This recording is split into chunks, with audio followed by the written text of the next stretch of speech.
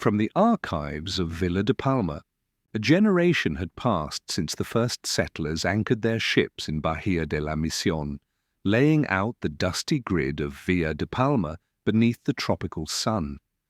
The colony had grown from a precarious outpost into a bustling port of trade, but the memory of Captain Grimshaw's raid in 1632 still haunted the streets, a reminder that prosperity often paints a target. In the aftermath of the raid, as the ashes of Fort San Carlos cooled and the colony buried its dead, a new urgency settled over the plaza. The people of Villa de Palma, still reeling from the plague that had struck just years before, looked across the bay to the bluff that rose above the turquoise waters. A natural vantage, a place from which to watch the sea. It was here that Governor Diego Morales, who had taken leadership after the death of Don Sebastian Ramirez in the plague of 1629 to 1630, would oversee the construction of a new fortification. Fort San Sebastián, they would call it, in memory of the colony's fallen steward and in hope of divine protection from Saint Sabastian, patron saint of soldiers and protector against plague, who had himself endured suffering with courage and faith under Roman persecution. The decision was not made lightly. Funds from the treasury in New Spain were scarce as the crown strained under the costs of wars in Europe and endless conflicts in its far-flung territories. The local cabildo debated for months, weighing the costs of stone, the need for skilled masons, and the labor that would be diverted from the plantations and shipyards. Yet the colony could not afford another Grimshaw, and so, under the relentless sun and the sudden drenching rains of the wet season, the fort began to rise. Coral stone and timber were ferried across the narrow bay, hoisted by pulleys up the rocky slopes of the island bluff. Soldiers and laborers worked side by side, laying out bastions angled to catch cannon fire, carving embrasures into the walls that would one day hold the colony's guns. To the people of Villa de Palma, Fort San Sebastián was more than a fortification. It was a promise that their children would sleep safely, that the sails on the horizon would be met with watchful eyes, and that the colony's hard-won prosperity would no longer be so easily taken. For in the heart of Villa de Palma, even as the plaza bustled and the markets thrived, the gaze of Fort San Sebastián across the bay remained, a silent guardian over a city determined to endure.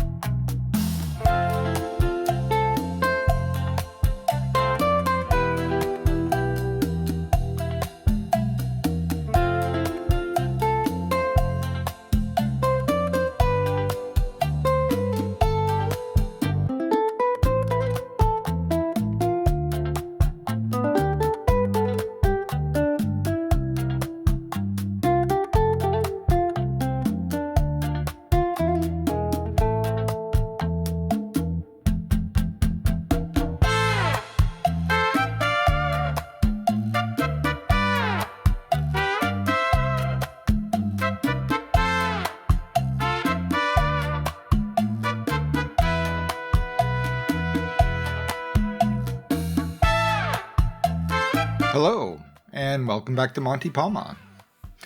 We're not going to waste any time here. We're just going to get right into building our historic fort. For this, we're just going to do a slight modification to the terrain here. We're going to raise it up a little bit so we have a bit of an elevation here. Nothing too drastic. We're just raising up everything about 30 meters, it looks like. 25, 30 meters or so. And we're just going to extend the road around it.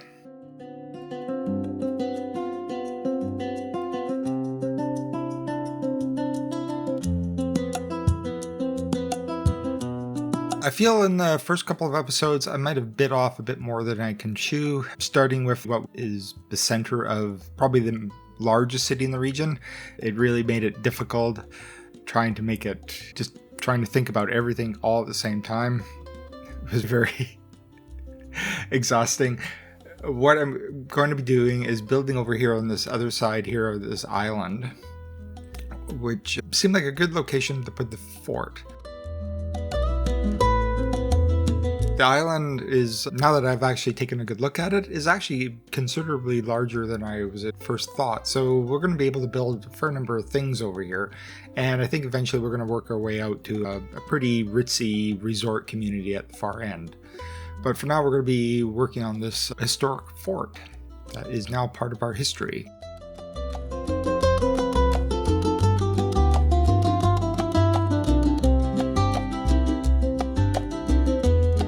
Now, I'm not going to claim that I did all sorts of research on fort designs to build this.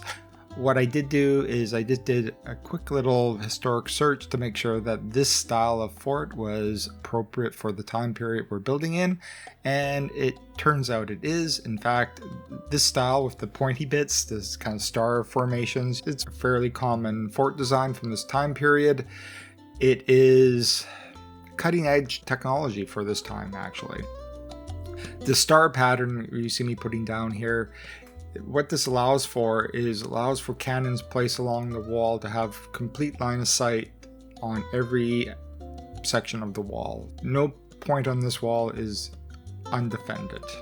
Also, the profile of these forts tend to be fairly low to the ground. So from ground level, this isn't going to be some standout feature that you're going to be able to see from all parts of the city. If this was a real world location from the fort itself, you would have amazing views of practically the entire city and the surrounding bay and parts of the island. It would be just a spectacular location for views. But for the aspects of our city build, this is going to be more of a feature to be seen from the air, not really from the ground. It's not going to be too visible.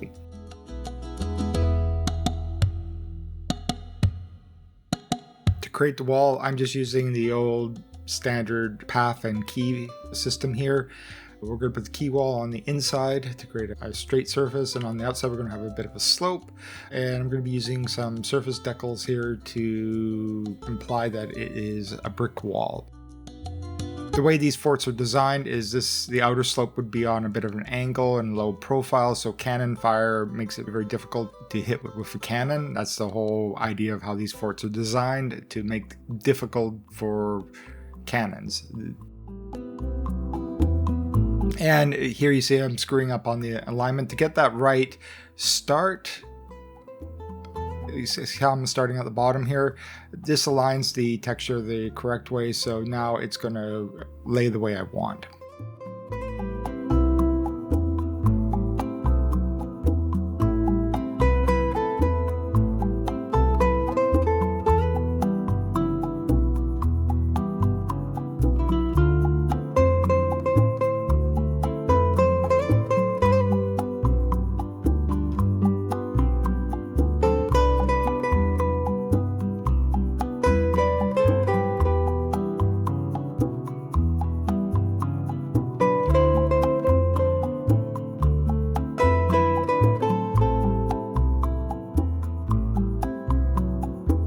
The tricky bit is around the curved sections here. I have to do them a little bit at a time just to get the bricks to line up properly.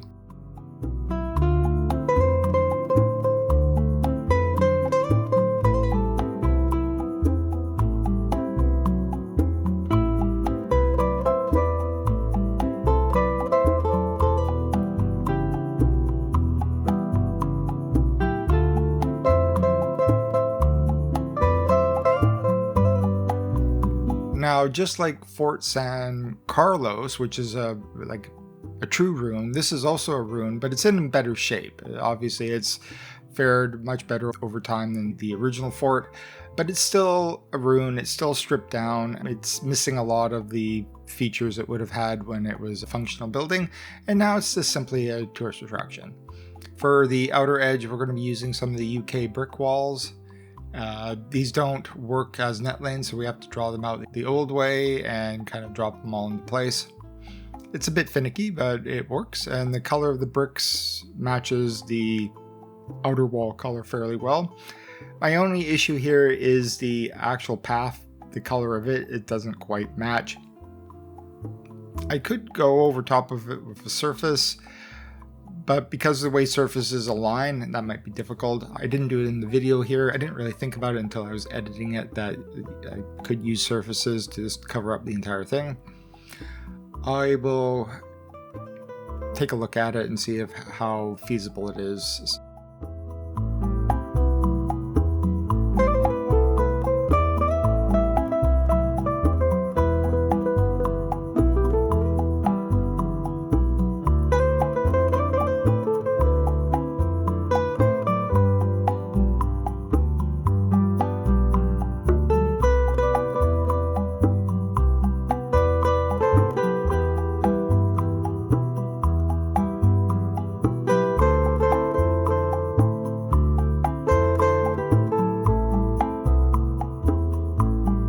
I didn't like that bridge section there, so I took it out, and we're just going to make some ramps here.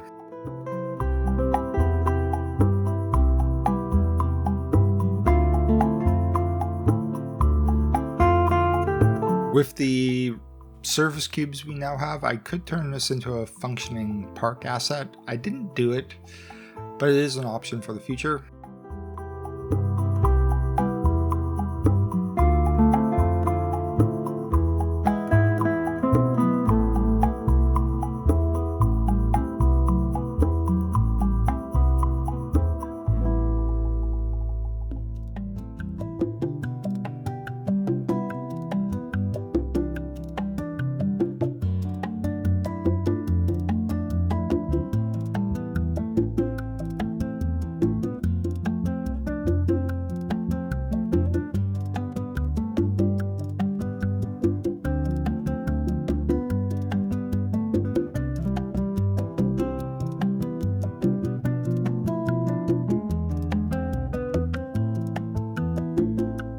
And now I'm just going to smooth out a bit of the terrain to make it fit the landscape a little better.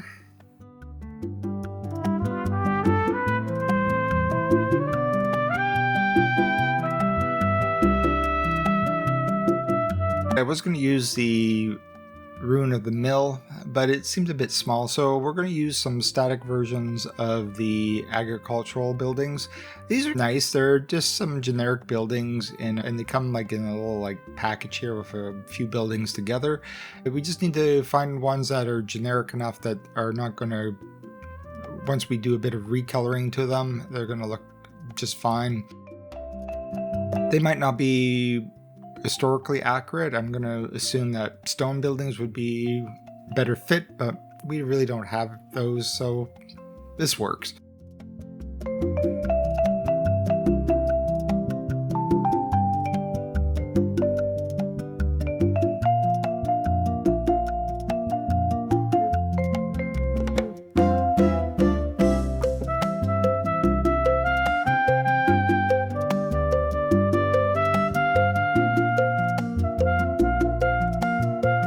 I'm not going to spend a whole lot of time placing a whole lot of small individual pieces and props around here. That's not really my goal. My goal is to make something look good for the purpose of a drone flyover. So my primary method for detailing here is going to be surfaces and decals.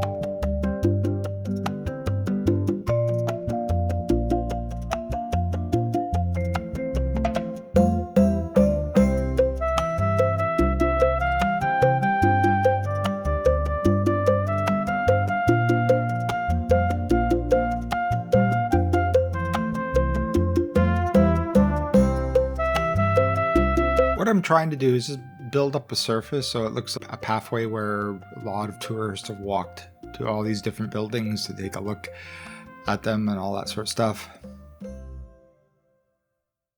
And it's just a matter of figuring out how the surfaces and decals work together, how they stack, which ones like go over which.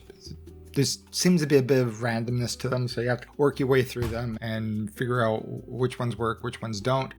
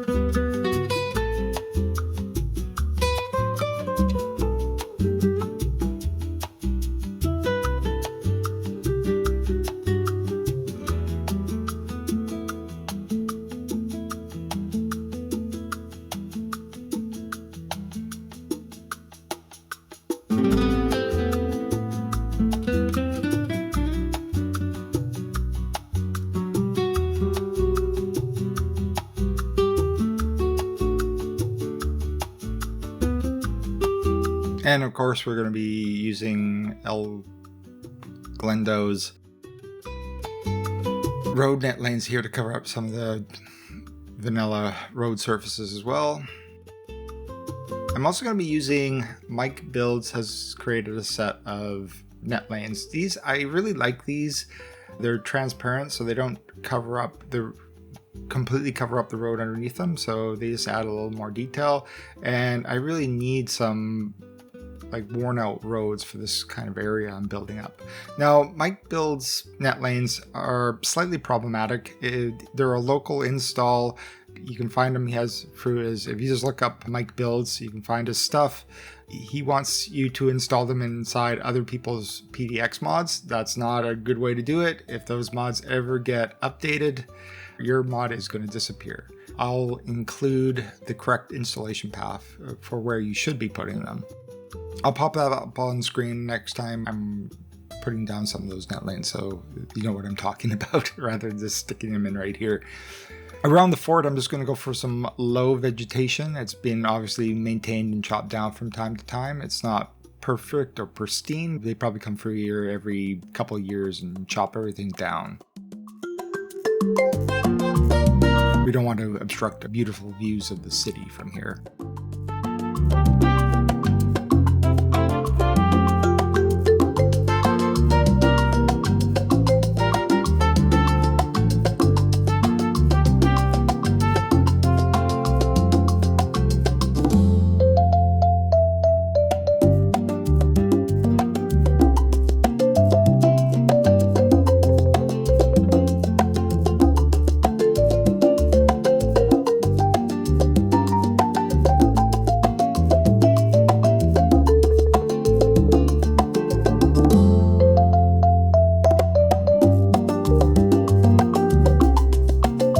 Also experimenting with different combinations of trees. Essentially for Owens Bay, it was a pretty minimal tree palette I was using. For here we can expand it a bit, obviously tropical, more palms and stuff.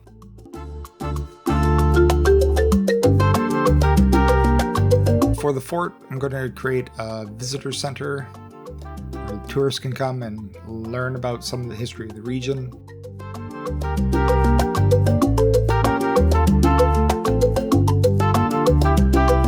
I'm just going to be using a fairly generic looking office building for this.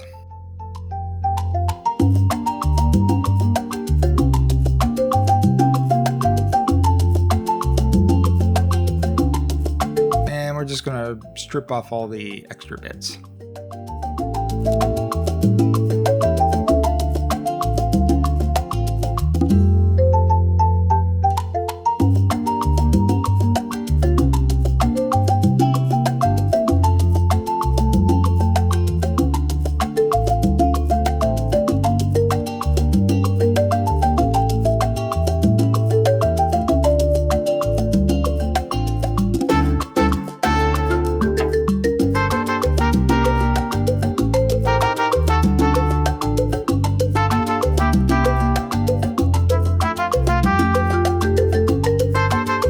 Starting with the main urban center, it was a bit more than I could chew there. So it really felt difficult to build anything that made any sort of visual sense because there was nothing to reference it to.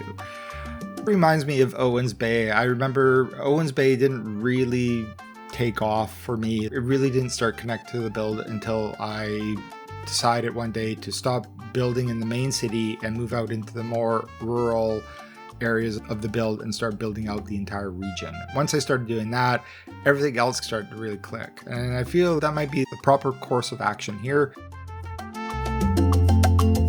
Right now I'm laying down, we're going to be putting in a small historic village. Historically, this would have been a fishing village.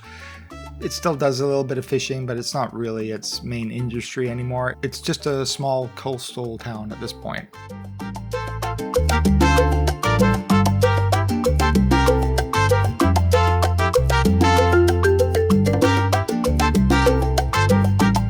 And for the beach, we're going to be using Sully's sand surfaces. I'm going to go with the golden sand surface. The white sand, I find it's just a little too bright for my liking, and the golden sand I think is just fine.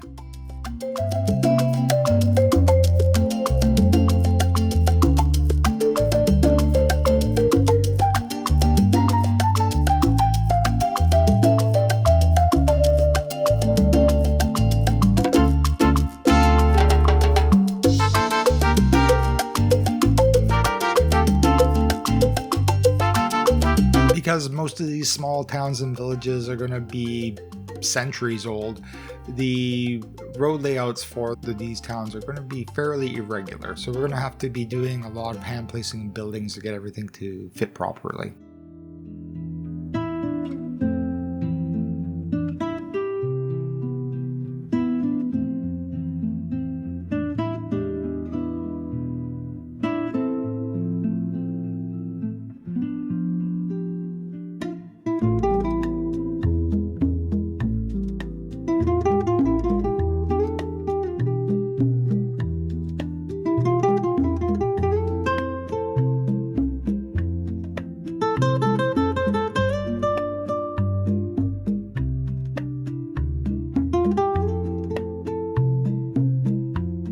There also seems to be way too much street furniture, so I have to come in here and delete it out. All the road markings as well. I don't really want any of this.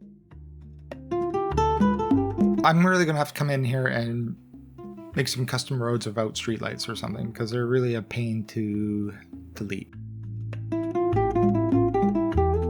Because we are still playing City Skylines 2, there's a huge demand for low density residential housing. So we're going to have to fulfill most of that with, I think, these small villages. These are the European waterfront buildings. They are a little fancier than what I would use, but it's what we've got. So I'm just going to put down a few of the European row homes here to just give an indication of older buildings within the village.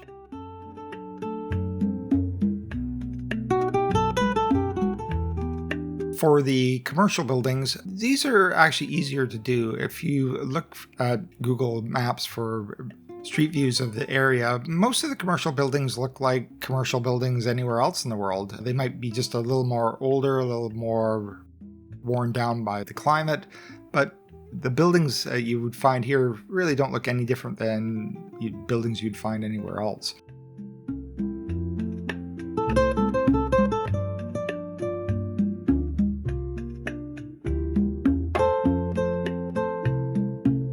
As I said, these homes are a little too fancy for a lot of the rural areas for a Latin American build.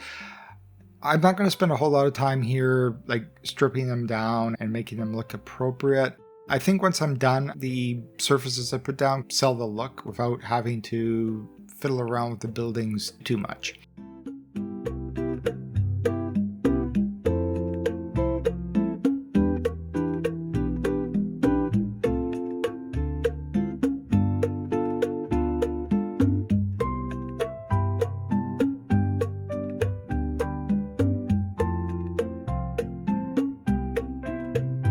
To make everything work, we're just going to pretty much recolor everything with make sure the roof colors are appropriate. And now I'm just going to come in here and move things around to try to get everything to fit perfectly.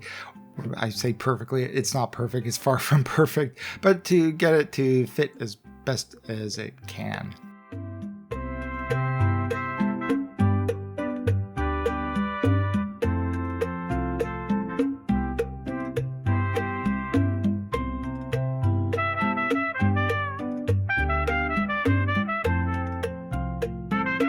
What I realized is I forgot the most important building in any of these villages would be a church. Once again, we don't have churches.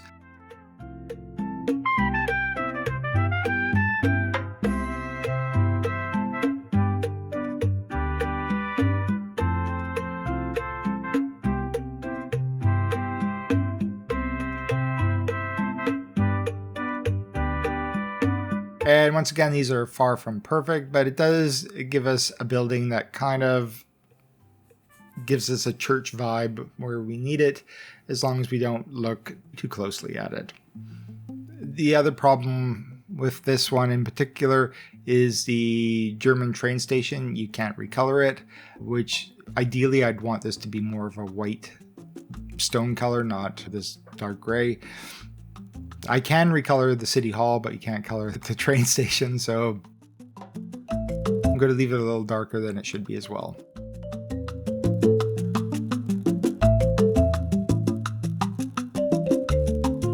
I'm also going to include a little path up here to the historic site. Some people might want to walk up here.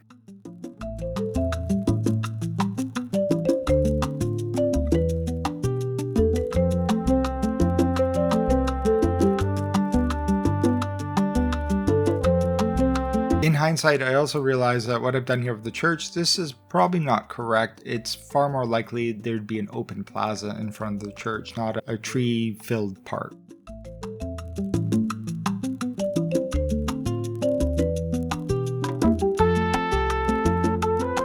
But we're going to leave it as a tree-filled park.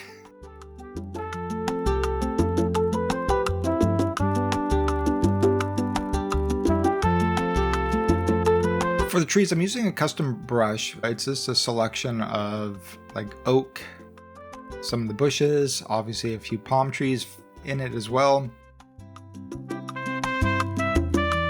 When I'm planting them down, I'm planting them down as the younger versions. I'm not going for the mature trees. And I'm also sinking them a couple meters into the ground, which makes them look like gives a bit more variety to how they look, I think.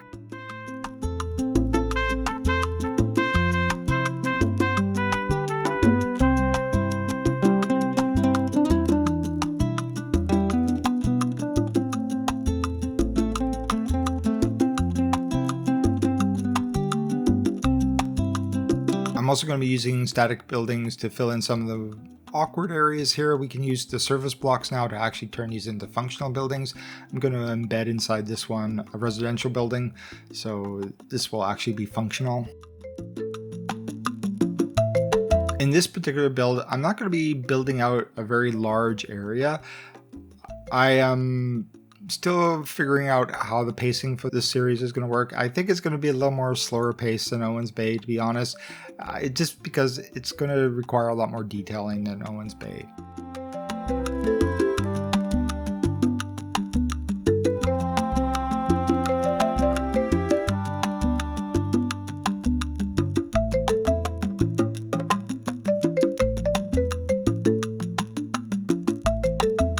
Here we go. Here's the service block I'm going to be putting in. For Owens Bay, Pacific Northwest, the assets is a pretty easy match. For Latin America, it's a little more work, and we need to do a lot more surface work here to make it feel a little more appropriate.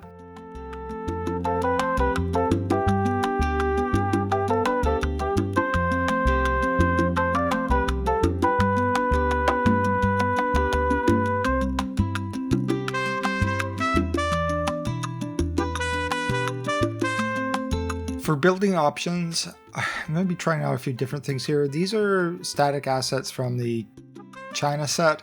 The size of the house is appropriate. I need small homes. Once we recolor them, they kind of work.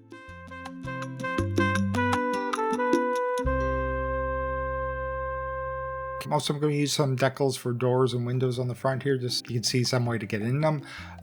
To make these functional, but once again, we're going to be using the surface blocks inside these.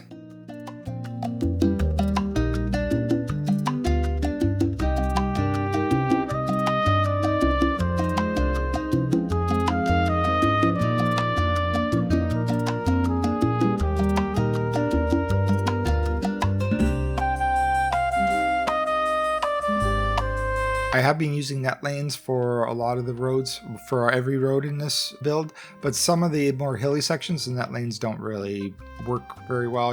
So we're going to be using generic lemons road surface for some of those areas. I really do like these. It really does help get rid of these perfect looking smooth roads here, which are not really suitable at all.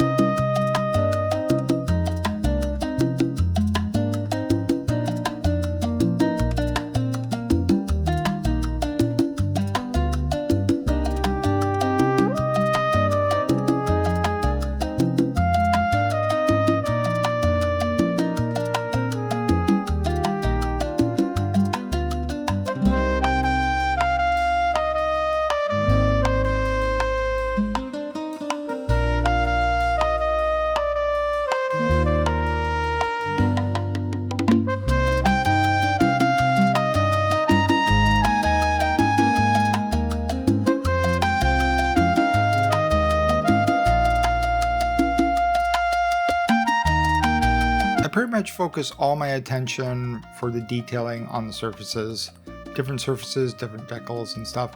I don't do a lot of work with the actual buildings. That's certainly an option. To really, you really want to do it, you could just use the static versions of these homes and then detail them up to precisely what you want. My issue with that is it would just bog down the build to such a degree that I would never be able to get anything actually done. Okay, here, these are my build's net lanes here. I'm going to include at the bottom of the screen here the proper installation path. You should be putting these in. Don't put them in the location he says. It will work, but like I said, if those mods get updated, your net lanes will disappear. If you put them in the location I have here, that won't happen. They still work. It does work the way he does it. It's just not the correct way to do it.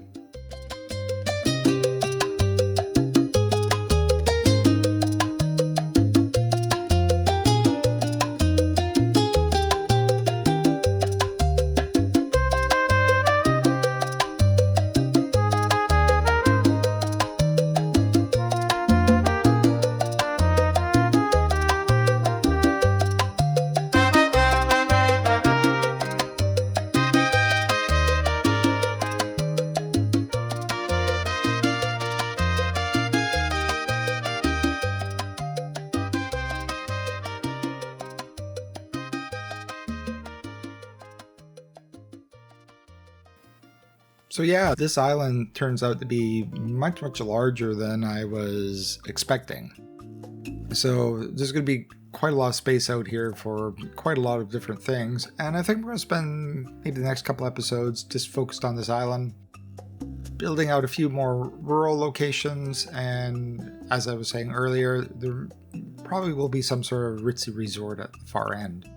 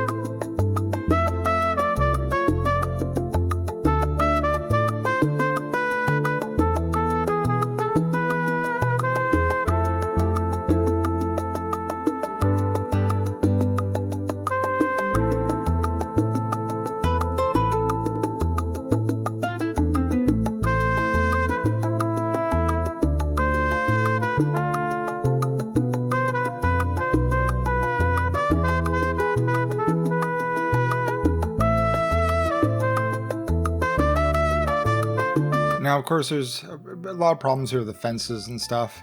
They don't align properly. I could sit here and redraw everything in, but we gotta think about high detail areas and low detail areas. I don't need to detail my entire city up to high detail. So in areas like this, I'm just going to use some densely planted trees to hide some of the issues.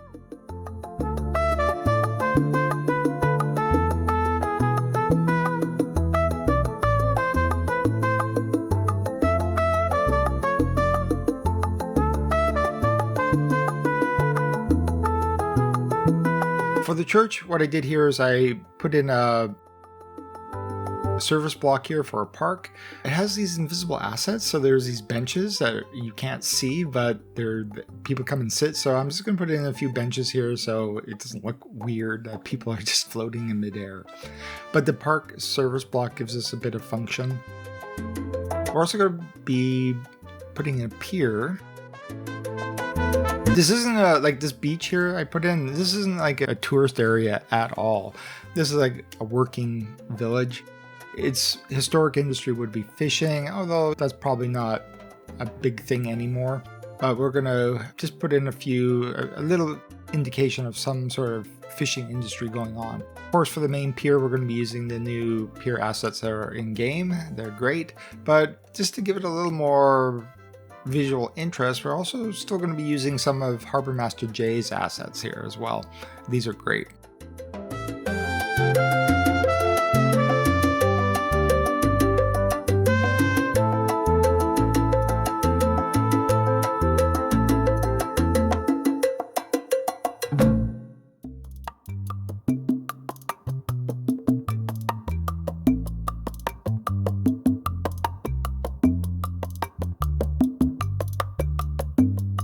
To give it more of an industry look here, we're going to put some industry buildings right on the beach. These are static assets as well. I didn't really want industry, like actual functioning industry, put right here, so we're going to use these instead.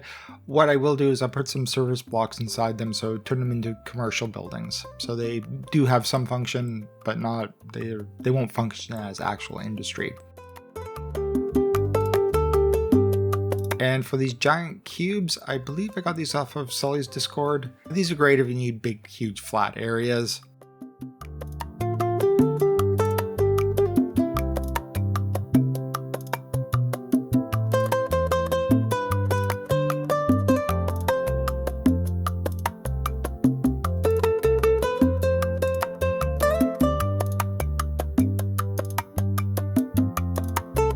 And the great thing about these is you can put decals on top of them.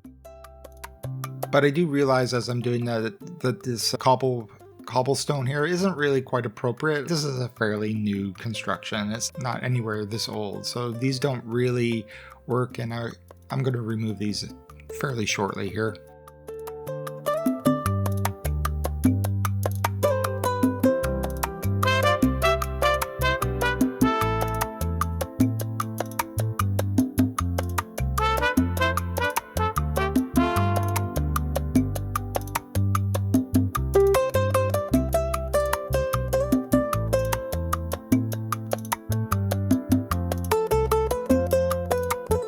I'm also going to be using some of Harbor Master Jay's other dock assets here.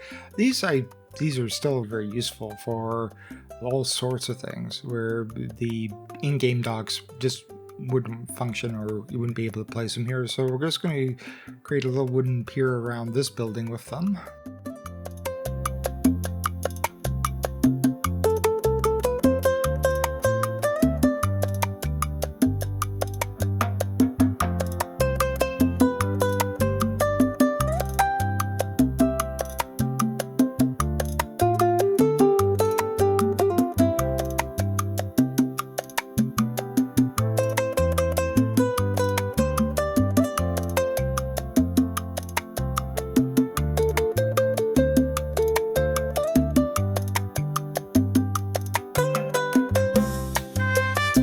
And add a few props just to give it a more of an industrial vibe.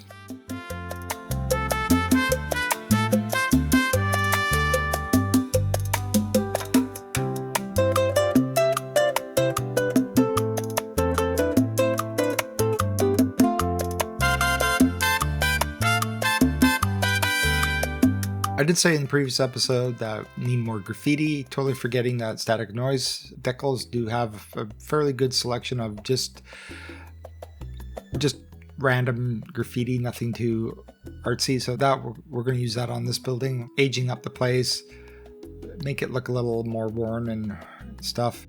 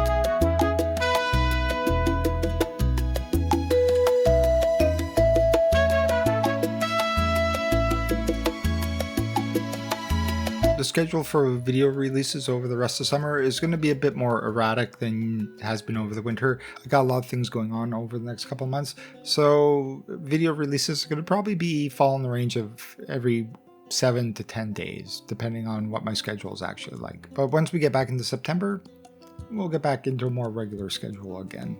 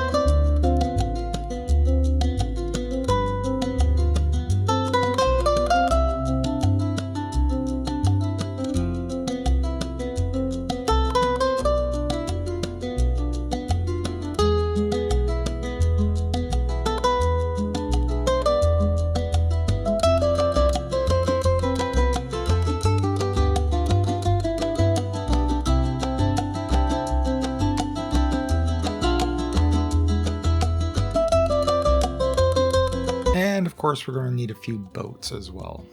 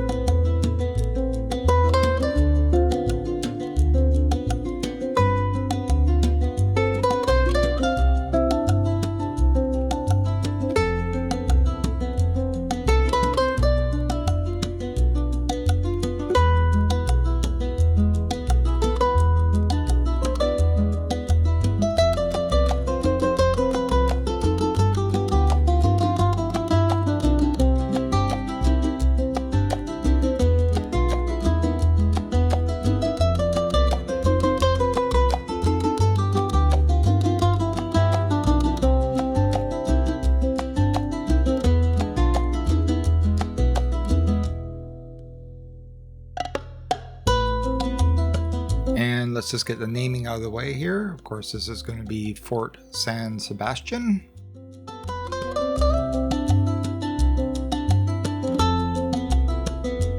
And I need a name for our little fishing village here. I don't have one. If anybody has any suggestions, I'm all ears. And that pretty much brings us to the end of this episode. I had a bit of disjointed one. I'm just getting back from away for 2 weeks, so trying to get back into the groove of building things. But hopefully this will sort itself out over for the next episode. Anyway, everybody take care. I'll talk to you. I'll see you all in the next episode. Bye.